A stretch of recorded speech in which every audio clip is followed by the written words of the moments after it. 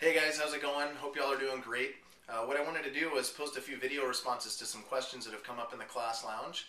I thought it might be a fun thing to do rather than have you guys read out a typed response, just hear me say some stuff on video. So the first question that I will be addressing is from John, and this actually goes back to the middle of March. And John's question was related to active versus static stretching and which one is preferred if a client has muscle imbalances. Because the textbook says that if a client has muscle imbalances, that active stretching shouldn't be used. You know, both static and active stretching are great flexibility techniques to implement with our clients. And if you look at the textbook, NASM does have some recommendations as far as when to use what technique, and that's part of our flexibility continuum.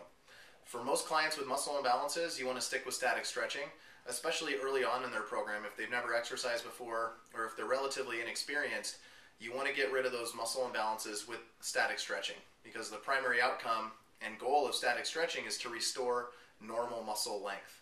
Okay, so static stretching is really, really good for that, and we can empower our clients by giving them static stretches to do on their own to help improve their muscle imbalances. A lot of other programs recommend active isolated stretching prior to a workout rather than static stretching. And active isolated stretching is a great flexibility technique. However, in order to get the most out of active isolated stretching, you have to be able to activate the right muscles in order to reciprocally inhibit the target muscle group that you're trying to stretch. And that's why the NASM recommends active isolated stretching in the strength phases of the OPT model. Okay, so if you think about it, static stretching works on the premise of autogenic inhibition. Active isolated stretching works on the premise of reciprocal inhibition. So if we apply this to a person with muscle imbalances, in order to do an active isolated stretch, let's say for the hip flexors, that client has to be able to activate the gluteus maximus on that side to reciprocally inhibit the hip flexors. And that way we can achieve an active isolated stretch of the hip flexor complex. But most clients with muscle imbalances, and especially inexperienced clients, they don't have the ability to activate the right musculature. So more than likely, if we have them do an active isolated stretch for the hip flexors, instead of activating their glutes, they'll activate their hamstring complex, they'll activate the adductor magnus.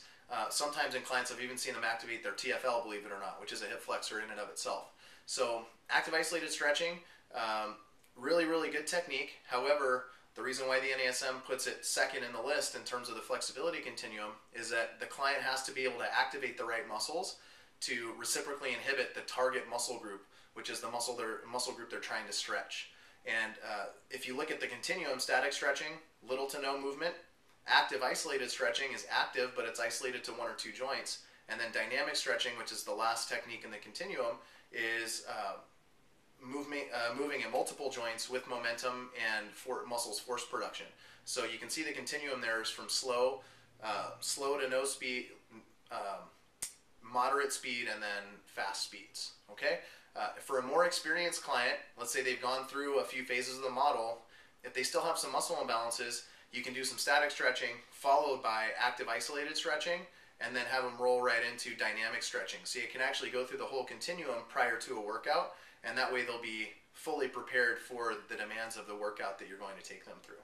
All right, so I hope that answered your question, John. If you have any comments or if you have additional questions, feel free to post them in response to this video. Thanks for watching.